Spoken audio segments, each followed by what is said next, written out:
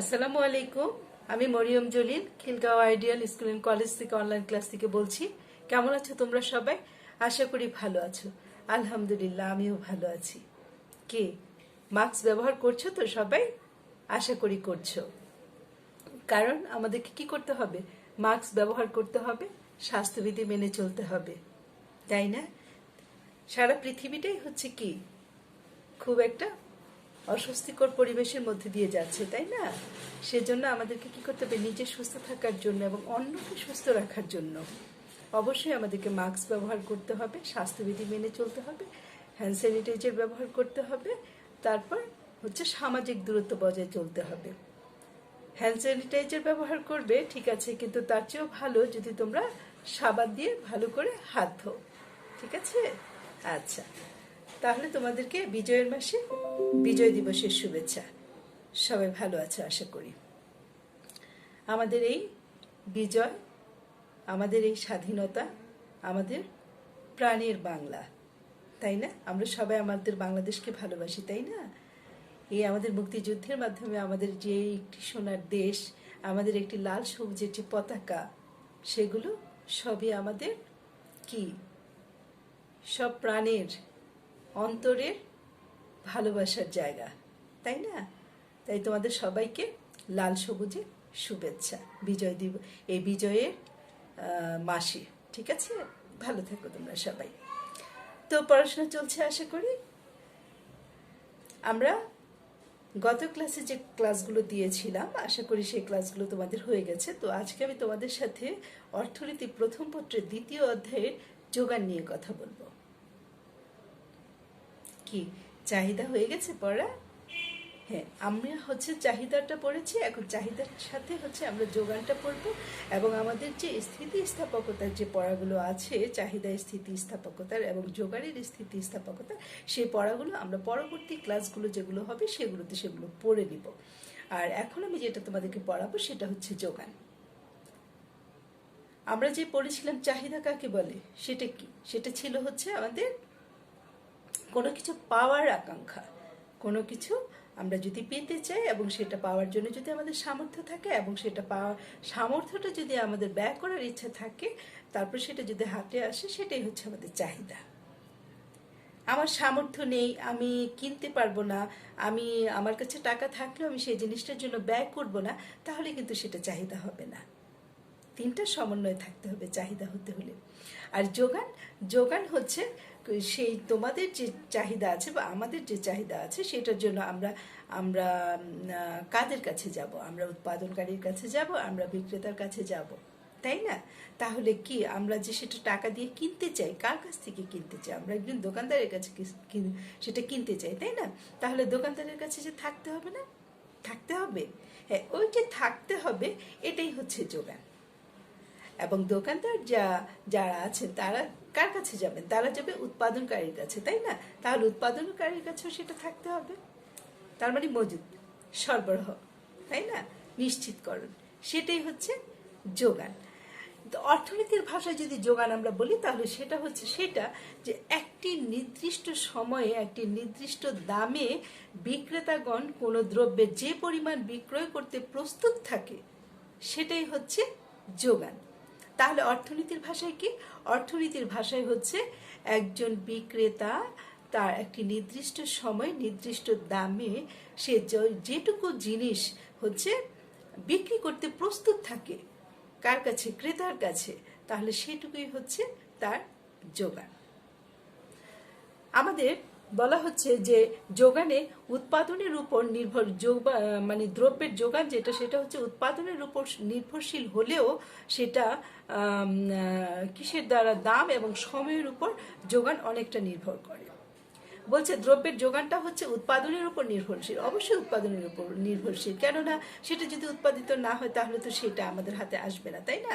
তাহলে সেটা অবশ্যই উৎপাদনের উপর নির্ভরশীল, কিন্তু সেটা দাম এবং সময়ের দ্বারাও অনেকটা নির্ধারিত হয়ে থাকে। যে আমাদের যদি সেটা দামের পরিমাণটা যদি এমন থাকে যে সেটা হচ্ছে ক্রেতাদের ক্রয় ক্ষমতার ভিতরে, তাহলে হচ্ছে ক্রেতারা কি করবে, বেশি বেশি করে কিনতে চাবে, তাই না? তাহলে যদি কিনতে চায় তাহলে কি করতে হবে, তাহলে দোকানদারদেরকে সেগুলোকে মজুত রাখতে হবে, তাদের কাছে সরবরাহ আসতে হবে। তাহলে এটা হচ্ছে যতই উৎপাদনের উপর নির্ভরশীল হলেও সেটা দাম এবং সময়ের উপর অনেকটা নির্ভরশীল হচ্ছে যোগান।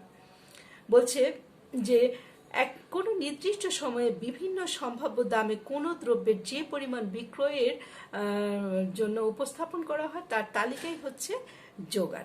এখানে বলা হচ্ছে যে তালিকার কথাটা কেন আসলো, তালিকার কথাটা এই জন্য আসলো যে এখানে বলা হচ্ছে বিভিন্ন সম্ভাব্য দামে, মানে এখন সে 10 টাকায় দিচ্ছে, আবার সেটা 12 টাকায় দিতে পারে, আবার সেটা 8 টাকায়ও সে দিতে পারে। হ্যাঁ, সেরকম ভাবে তার কাছে যদি যোগান থাকে এবং সেই যে তালিকা, সেটাই হচ্ছে যোগান। মানে বলছে কোনো নির্দিষ্ট দামে যে কোনো ফার্ম নির্দিষ্ট দামে যে পরিমাণ দ্রব্য বিক্রয়ের জন্য ইচ্ছা পোষণ করে তাই হচ্ছে যোগানের পরিমাণ। তাহলে হচ্ছে এখন আমরা এই যোগান যদি হয় তাহলে এখানে কি কি আছে দেখো। বলছে একটি নির্দিষ্ট সময় থাকবে, তারপরে বলছে একটি নির্দিষ্ট দাম থাকবে, সেখানে বিক্রেতা থাকবে এবং সেখানে ক্রেতা থাকবে। হ্যাঁ, এটা সমন্বয় হচ্ছে আমাদের যেটা পাওয়া যাবে সেটা হচ্ছে যোগান। তাহলে আমরা চাহিদায় কি পড়েছিলাম, চাহিদায় পড়েছিলাম যদি আমাদের দ্রব্যের দাম কমে তাহলে আমাদের কি হয়, চাহিদা বৃদ্ধি পায় না অন্যান্য অবস্থা অপরিবর্তিত থাকলে। কিন্তু এখানে ওটা হচ্ছে কি বিপরীতমুখী সম্পর্ক, চাহিদার সাথে দামের সাথে, বিপরীত দ্রব্যের দামের সাথে যে আমাদের সম্পর্কটা সেটা হচ্ছে চাহিদাতে হচ্ছে বিপরীতমুখী সম্পর্ক, আর যোগানে হচ্ছে আমাদের সমমুখী সম্পর্ক। এটা হচ্ছে দ্রব্যের দাম যদি বেড়ে যায় তাহলে কি হয়, তাহলে দ্রব্যের যোগানও বেড়ে যায়। তাহলে যদি আমাদের চাহিদা বেড়ে যায় তাহলে কি করবে, দোকানদার তার কাছে তার জিনিসটা বেশি পরিমাণে মজুত রাখবে এবং সেটা হচ্ছে কি ক্রেতারা সেখান থেকে নিতে পারবে। তাহলে সেটা হচ্ছে একটা সমমুখী সম্পর্ক। বলছে যোগান হচ্ছে উৎপাদনের সাথে সম্পর্কযুক্ত। আমরা যে কথাটা আমি একটু আগে তোমাদেরকে বুঝিয়ে বললাম, এই কারণে কোনো দ্রব্যের যোগান অনেক বিষয়ের উপর নির্ভর করে, যেমন দ্রব্যের দাম, উপকরণের দাম, কারিগরি জ্ঞান, আবহাওয়া, সময়, পণ্য, এই সমস্ত সব কিছুর উপরে হচ্ছে যোগানটা নির্ভর করে। তারপরে সেই কথাতে আমি তাহলে বলি আবার অন্যান্য সব কিছু অপরিবর্তিত থেকে যদি কোনো দ্রব্যের দাম বাড়ে তবে তার যোগানের পরিমাণ বাড়বে এবং দাম কমলে যোগানের পরিমাণ কমবে। তাহলে কি হলো কথাটা, যদি অন্যান্য দ্রব্যের দাম বাড়ে তাহলে কি হবে, যোগানও বৃদ্ধি পাবে, এবং যদি দ্রব্যের দাম কমে তাহলে যোগানের পরিমাণ কমে যাবে। তাহলে আমরা আমরা চাহিদার সূচি দেখিয়েছিলাম, তাহলে এখানে আমি তোমাদেরকে দ্রব্যের সূচিটা দেখাবো। এখানে বলছে যে প্রতি একক যদি 1 টাকা দাম হয় তাহলে আমার সেখানে যোগানের পরিমাণ হচ্ছে 15। আবার যদি আমার সেটা দাম বেড়ে গিয়ে 2 টাকা হয় তাহলে যোগানের পরিমাণ হচ্ছে 30। আর যদি আমার 3 টাকা হয় তাহলে যোগানের পরিমাণ হচ্ছে 25।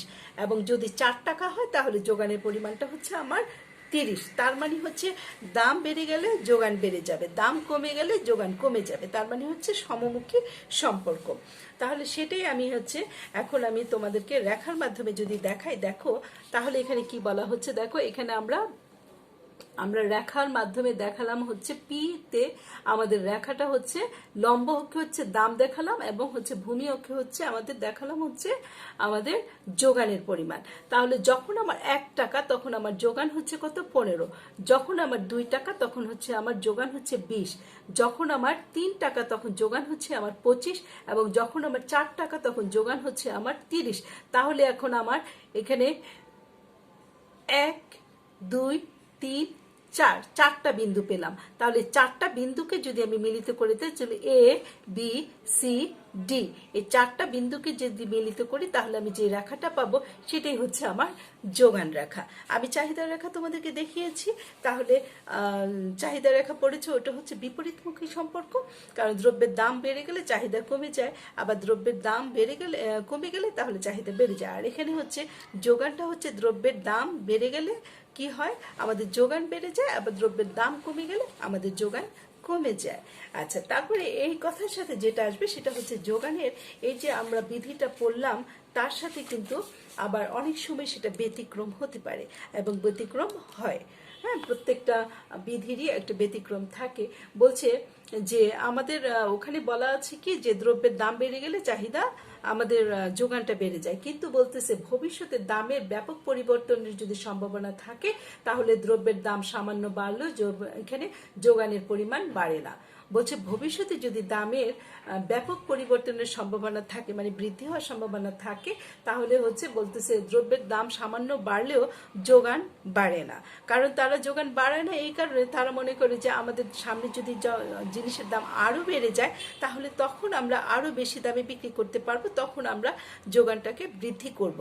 তখন তারা কি করে, সামান্য দ্রব্যের দামের কারণেও তারা যোগানটা বিক্রেতারা আর বাড়ান না সেখানে। তারপরে বলছে যে আরেকটা আছে সীমাবদ্ধ যোগানের ক্ষেত্রে।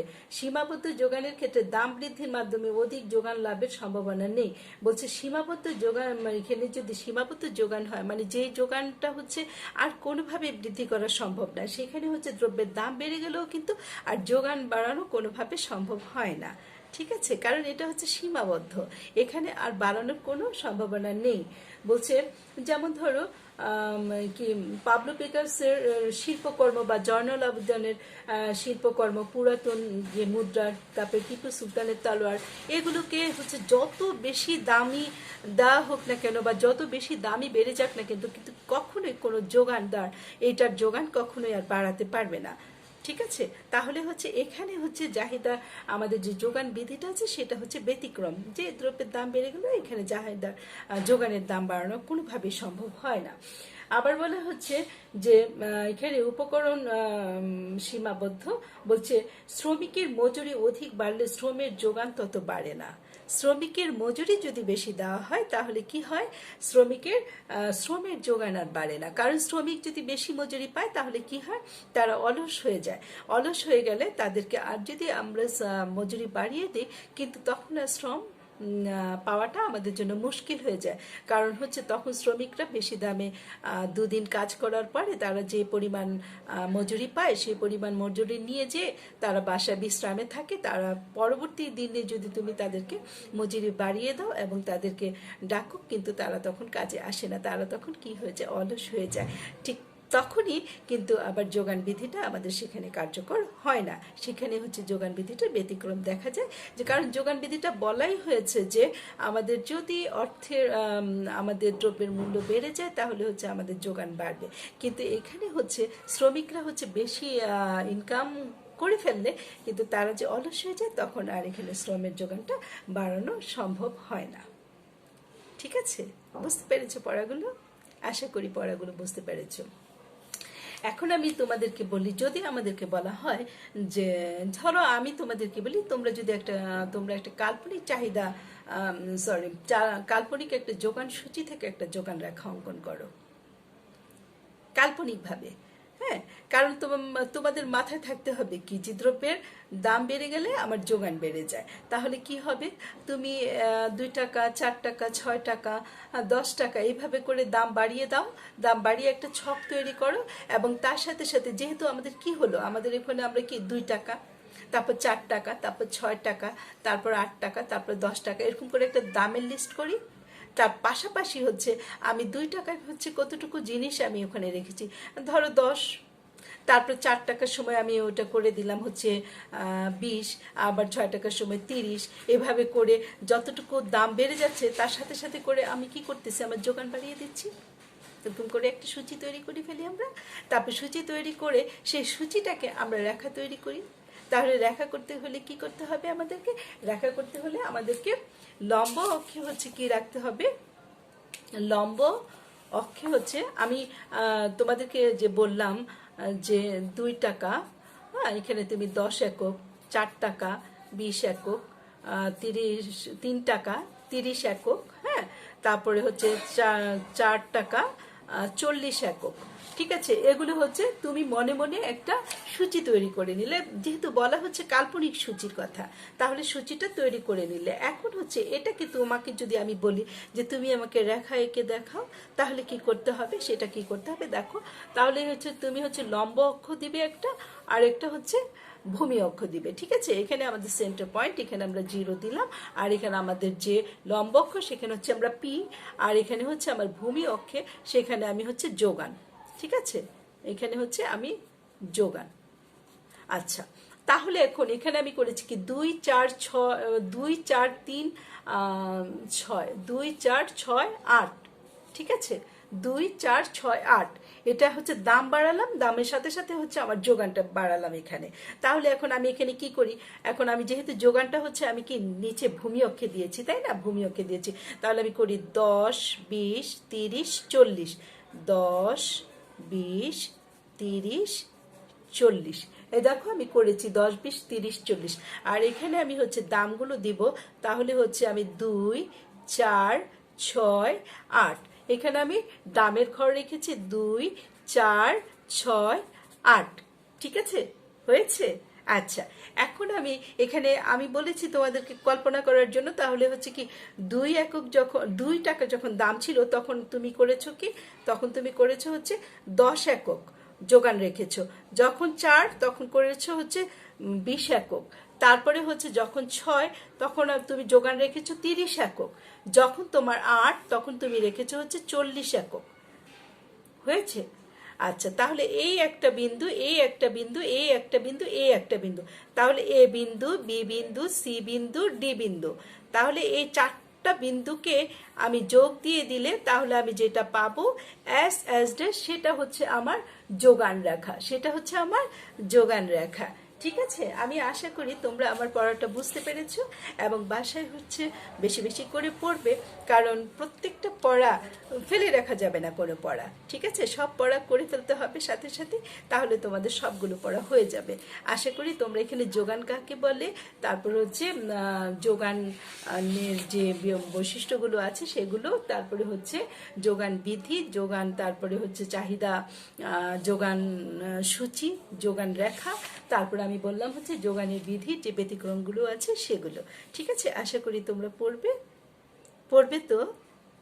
আচ্ছা, আমি আশা করি তোমরা পড়বে। ভালো থাকো সবাই। আচ্ছা, ঠিক আছে, তারপর তোমরা সবাই কিন্তু মাস্ক ব্যবহার করবে, ঠিক আছে। মাস্ক ছাড়া কেউ বাইরে যাবে না, তুমি নিজে নিরাপদ থাকবে এবং অন্যকেও নিরাপদ রাখবে কিন্তু মাস্কের মাধ্যমে। ভ্যাকসিন যতদিন না আসে আমাদের সবাইকে কি করতে হবে, স্বাস্থ্যবিধি মেনে চলতে হবে, সামাজিক দূরত্ব বজায় রাখতে হবে, এবং আমাদেরকে মাস্ক ব্যবহার করতে হবে, সাবান দিয়ে 20 সেকেন্ড করে হাত ধুতো করতে হবে, এবং স্যানিটাইজার ব্যবহার করলে তোমরা অবশ্যই মাথায় রাখবে তোমরা আগুনের কাছে যাবে না, ঠিক আছে। ভালো থাকো তোমরা সবাই, খোদা হাফেজ।